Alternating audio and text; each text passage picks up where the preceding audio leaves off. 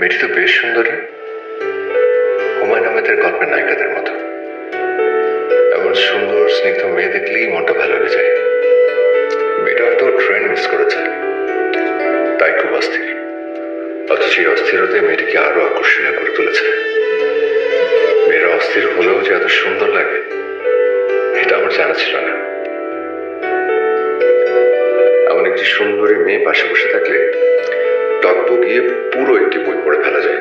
সাথে জাস্ট এক mug coffee হলেই ব্যাপারটা জমে একেবারে ক্ষীর হয়ে যেত।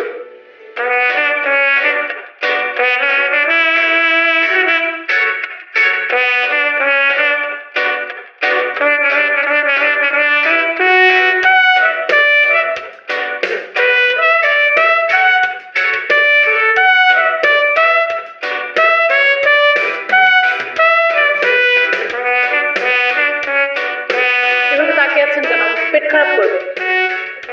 না না, আমি আমি কুনজরে তাকাইনি, আমি সুনজরে তাকিয়েছি। সুনজরে কেন? কফি, কারণ আমার কফি খুব পছন্দ। আর রেল স্টেশনের খুব সুন্দর একটি মেয়ে কফি খাচ্ছে, দেখতে বেশ মিষ্টি লাগছে। আমি দুটোর সময় কফি খাই।